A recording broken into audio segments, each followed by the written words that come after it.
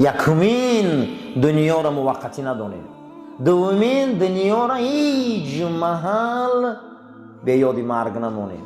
کسی که دنیا را ابدی داند، کسی که سلطنتش ابدی دانست، کسی سلامتیش ابدی دانست، کسی پولداریش ابدی دانست، کسی کمبغلیش ابدی دانست، کسی بوییش ابدی دانست، کسی روبریش ابدی دانست، وای بر حالش فریب خورده گرد. فریب خورد. برای انامین به دنیا را رسوا میکنن. برای انامین به دنیا را به حیاتی 30 ساله و 40 ساله و 50 ساله یک امارت ها میسازن که گمان میکنی 100 سال زنده. یک کاری دست میزنه که گمان میکنی 200 سال زنده.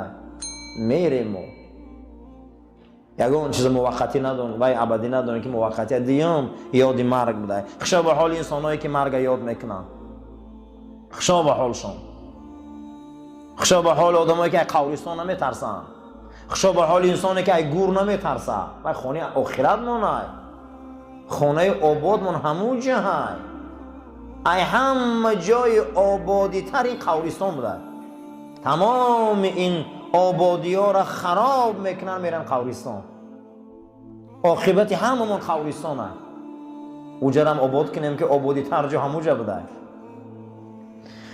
سیومین چیزی که این دنیا را برای مسلمان آباد میکرده، این دنیا برای او خوب بوده، این قیامت فکر کردن بوده است.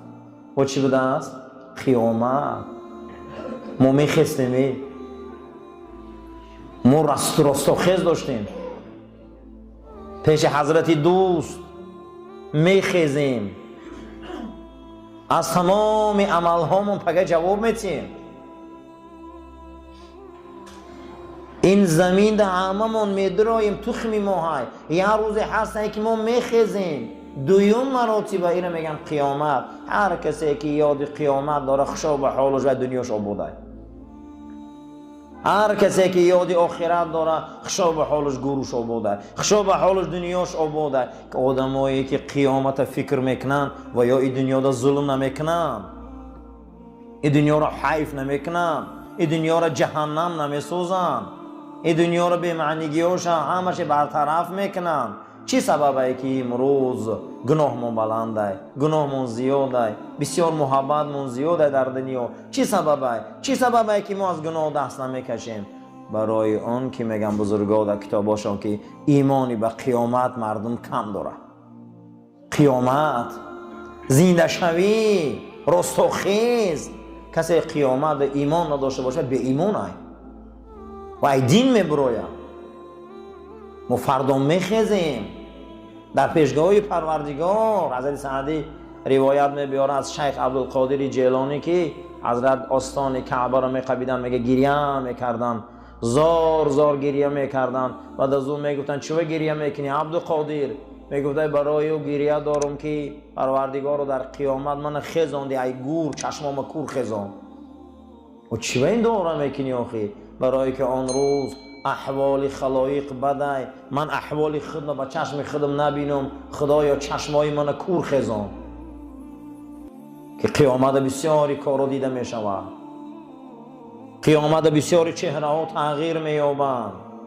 قیامت بسیاری اعمالا رو ما می بینیم. حتی که رسول اکرم صلی الله علیه و سلم فرمودند که من سوره معارج، من سوره قیامت، من سوره تکویر، من سوره انشقاق پیر کرد، سری من سفید کرد، من مدار ما گرفت. چرا؟ زیرا که در این ذکر قیامت ہے، در این صحنه های قیامت ہے. وامتاز الیوم ایها المجرمون. آن روز هست که انسان به صنف خودش جدا میکردیم. ما در کدام صف باشیم؟ وامتاز الیوم ایها المجرمون. هر انسان به صنف خودش جمع کنه. یه مرتبه فکر کنیم که ما قیامت داریم و یکم از اون ما میپرسیدیم، دویم ما از چه میپرسیدیم؟ ای جوانی ما، جوانای زیبا، جوانای خوب. این یوشی نعمت خوبه، ایران موقتی دانه. جوانی بسیار چیزی بزرگه، ایران موقتی دانه. اما این تیز میگذاره، این تیز میره. خیلی انسانی در کاره که نعمتهای جوانی را نمی مردم کاری را که در جوانی میکردی و در پیری نمیتونی فقط حسرت میخوریم. یکی از آبادی دنیا این یاد قیامت بوده است. قیامت چیه امروز؟ رستاخیز پیش معبودی برحق و امتاز الیوم ایها المجرمون آن را جدا شویه هر گروه و صنف خودش، هر انسانیت و صنف خودش. و احشروا الذین ظلموا جمع کنی ظالم را خدا میفرست. روزی جمع شدن ظالم، روزی حقایق برملا شدن، روزی ما کی هستیم، کجا میریم، تغییری روی. و نفخ فی الصور و امتازوا الیوم ایها المجرمون و نفخ فی الصور آن روز در سور دمانده می شود. و نفخ فی الصور آن روز در سور دمانده می شود. بعد از این دماندن سور شما را صنف و صنف می بیارم. و نفخ فی الصور فتأتون افواجا در سور می دمانم شما را گروه گروه می بیارم. ابو دردار رو از پیغمبر خدا فهمیدم.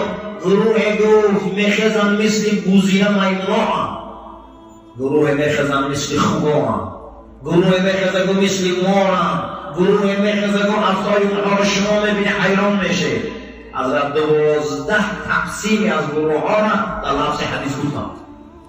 ما در این دنیا تغییری رو نمیشه ولی ما قیامت و میمون صفت زیاد داریم، ولی ما قیامت و مار صفت زیاد داریم، ما قیامت از سری خوب شدن زیاد داریم. آن روزی حقایق برملا میشود. و نفخ فی الصور و امتازوا الیوم ایها المجرمون آن روز هر یک آدم فصیح خودش جدا میکردیم. ما قیامت داریم. و نفخ فی الصور فتأتون افواجا هر آدم گروه گروه بیاره، هر آدم گروه گروه بیاره. حتی که رسول اکرم صلی الله علیه و سلم در حدیث گوهربارشان اشاره کردند که قیامت در مسخ شوی ها هستند. آدم مار میشینند چهره هاشون. حتی در حدیث گوهربارشان گفتند که مارای کلانی که شما و کژدمایی که میبینه اینها جین ها بودند که خدا اینها را در دنیا مسخ شان در عفو، اما شما در قیامت بسیاری ها را ببینید برای عفو. حتی نمیدونم که حالی بود چیه. خیلی آدمی در کار قیامت چه فکر کنند.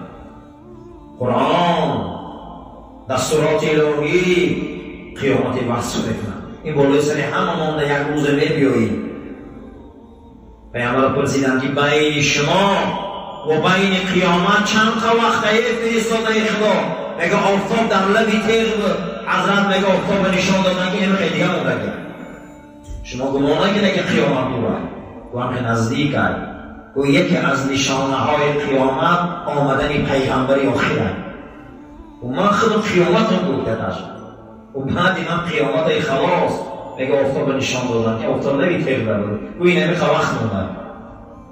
قیامت ما نزدیک است. ما برای که امتی آخر زمانه.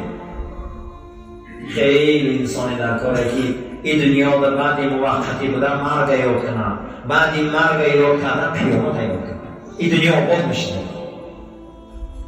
بی‌معنیگی بین مسلمان ها همینه که قیامت کم یاد بگیریم. اللهم ربنا آتینا فی دنیا حسنة و فی الاخرة حسنة و قنا عذاب النار. خدایا این دنیای ما را به یاد مرگ آباد کن. خدایا این دنیای ما را به یاد قیامت آباد کن. خدایا این دنیای ما را به یاد چیزی را ابدی ندانستن آبادش کن. زیرا این اخلاق رسولی تر، این تربیه رسولی تر، این اخلاق و تربیه صحابه و اولیایی تر و ما را برای راست هدایت کن. جناب پیغمبر صلی الله علیه و سلم تعلیمات شبینه که گوی یا علی ای علی الا ادلکم بشیء یک دلالتت کنم نصیحتت کنم که یمحو الله به خطایا خدا گناهات بخشه و یرفع به درجات آبرو در بهشت بلند شود مقام یاوی نزد خدا گو بله ای فرستاده خدا. گو اسباغ الوضو طهارت خشروع کن. وقتی که طهارت میکنی طهارت خشروع کن. بعد از او گو که کثرت الخطات الی المسجد، به سوی مسجد بسیار قدم زن. سیوم گو منتظر نماز در نماز. وقتی این نماز میخونی این نماز منتظر نماز نشستن گفت آبروتان از خدا دا بلند میکنه. این سه کار گناهات محو میکنه خدا. خشا به حال آدمایی که منتظر عبادت میشینن. اسلام بسیار دینی بزرگ ما را تربیت های بزرگ میکنه. ما برای همین روزای جمعه درباره اخلاق گپ زدیم، خیلی درباره دنیا گپ زدیم، درباره راههای دنیا گپ زدیم. از همه نعمت بزرگ در دنیا همین بوده است که دنیا را به چشم آخرت بینی. کسی که دنیا را به چشم آخرت میدیده این سرشوی زندگیش بوده. کسی که زندگی را به چشم آخرت بینه، از دنیا را به چشم آخرت بینه، این دنیا برای آباده است. این دنیا برای او همیشه جای آسودگی است.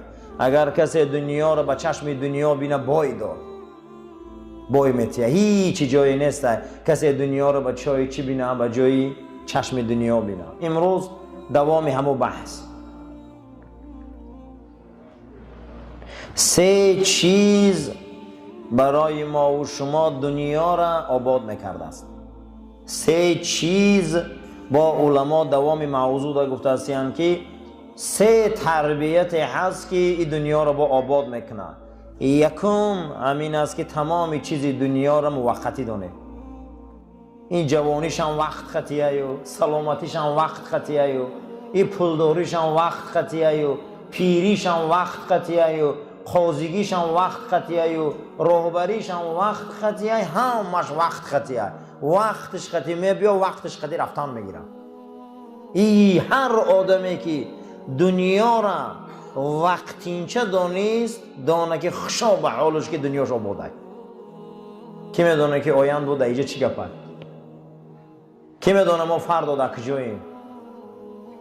کی میدونه که آیند با کجا میریم و در کدام سرزمینیم ما؟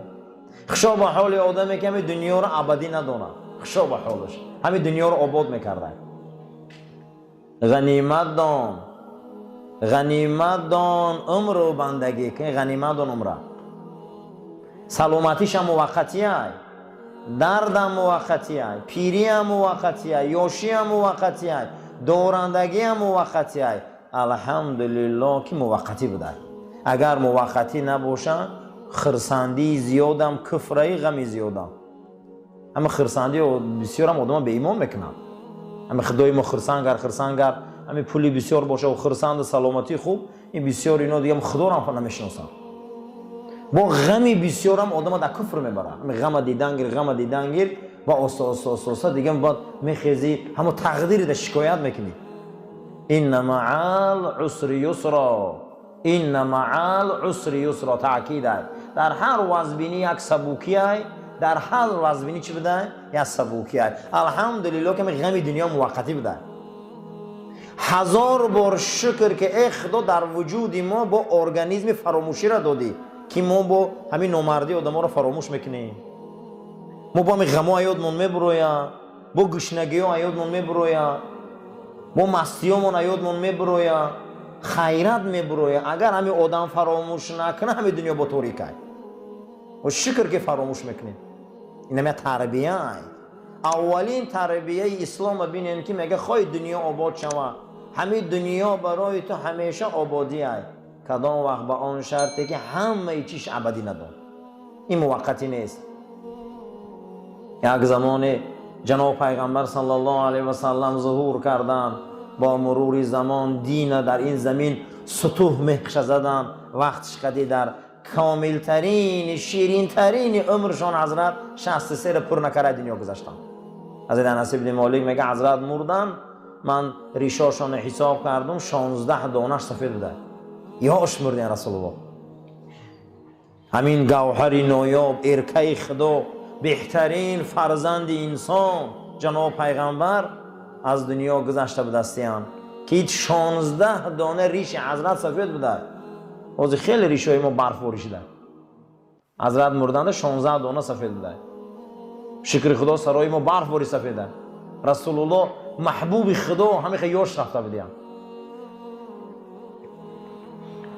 هیچ را ابدی ندانه. این رئیسی قاضیگیش هم ابدی نیست قسم به خدا. یا وقتی معین قدی میگذره میروه. یا وقتی معین قدی از من چی میشوه میگذره میروه. یادی مرگ. چی بوده است؟ یادی مرگ. رسول اکرم صلی الله علیه و سلم فرمودند که ثروتمندترین امتی من کسی هست که هر صبح و شام مرگ یاد میکنه. امی آدم مرگ که یاد کنه برنامه نمیبرو. مرگ یاد کردن در کره. بایترین امت رسول اکرم همیو بدیم که مرگ یاد کنم. این مردن میبیو بسیار عجایب چه مردن. همون روزی که روح از بدن میبرو، همون روزی که ما رو آموده میکنن، همون روزی که ما رو برده در لحد میمونن، بعد 10 روز یک نیرو در بین ما مردم زنده میبیو. همین فکر میکنن که همین آدم در همین دنیا اح نبود. در یاد مونه میزنم یکان آدم 1 سال پیش مردگی را فکر کن کو میگه همین دنیا در اح اومدگی نیست. آخه همین فکر کن همین دنیا رو تسر رو بود میکنی. همین گذشتگی ها همین هم مراتبه فکر کنیم خیال میکنه که باید همین دنیا اومدگی نبودن. اهلی دنیا نبودن، همونجا نبودن. حضرت ابن عربی هم در تفسیر همین آیه مرگ میبیاره، آیه های مرگ ده میگه همین عجایب است میگه انسانیت. با تگ قبرستان بعد عصر گذشتن ده پاش لرزه میگیره که تگ قبرستان قدر نگذره که اگه عجینه و ارواح یارو نشوه بود. شب میگه میگذره میگه قبرستان رو میبینه میلرزه، گور رو میبینه میلرزه. لیکن این دنیا میگه موقتی، خونش همون جای، میگه خونش میترسه، خونه ابدیش همون جای. بعد عصر نشوه گذره که اگه عجینه برویا نگه او جای خونه اساسی. میگه من حیرانم برای انسان ها،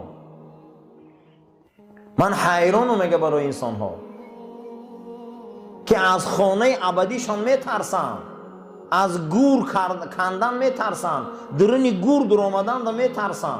مبادا که بدری قبرستان نگذارن که اون بیمار نشون. اما میگه یک بار فکر نمیکنن که جاشان همون جای خیر. اما این خرابخانه را امارت میکنن، این خرابخانه را تعمیر میکنن، این خرابخانه را رنگ میکنن، این خرابخانه را دوادو میکنن. لیکن همشون میمونن و میرن. حضرت ابراهیم ادهم میپرسن، یک مرد سواره میبیا که ابراهیم ادهم از ملک بلخ بیرون برآمده است و میپرسن که السلام علیکم، ای مرد خوبی؟ میگه خوبم. میگه یک جای آبادی در کارای ما. حضرت ابراهیم ادهم یا مرد سواره میپرسن، این میگه که اینا همه طرف میگم جای آبادی هست و اما راه میفروی تپه را میبره که قبرستان کلانه. با گشتم میبید چند قمچین میزنه که تو من فریب کردی، من تو را آبادی گفتم تو من گوریستان نشان دادی. آخری گفته همون جای عاقبت هممان عاقبت کجا من تو را آبادی گوزنم. بعد از اون میگه این رفت که این مردم درین هم ده در اومد که یک مردمی زیاد اومده سعی گفتن اون مرد در پیش ندیدی؟ گفتن دیدیم. گفت کیای؟ گفت اون مرد هست که در صحبتی و کافر مسلمان میشته و ابراهیم ادهم میگن. این مرد میگه فرو اومده از گریه کرد که چند قمچین زدم. من او را گفتم من در آبادی نشان ته و من در گوریستان نشان داد. ای مردم این آبادی همش عاقبتش گوریستان است و همه جای آباد قبرستان است. یک آدم دستش برداره گفت که همین دنیا آباد است. همین آینده ما کجا میریم؟ آینده همه ما گوریستان است. یگان جای قبر جای آباد نیست. لیکن نمیدونم چرا این قبر تعمیر شده قدر سهلنگاری میکنیم. سیستم. حضرت سلمان فارسی میگه پیش جناب پیغمبر اومدن صلی الله علیه و سلم، حضرت از کتفم قبید گفت سلمان در این دنیا رنگ رهگذر مسافر زندگی که همون روزی که صبح بامداد نمازش خواندی همخی زندگی که فلا تنتظر المساء تو به شام نمیرسی. شام که نمازش خواندی فلا تنتظر الصباح همخی زندگی که به بامداد نمیرسی. انمی زندگی را که سلمان برای همین هر انسان خواه دنیاش آباد شوه او باید یادی مرگ داشته باشه. فکر کنه یه روز ما میگذاریم، یه روز ما میریم. بعد خفه میگن که همین آدم در بین ما نبود. دیگه همین گذشته ها را یادم نمیکنیم. میگم همین انسان اومده بود بین ما، نیومده بود، همین تولد شده بود، همین که آدم بود یا نه.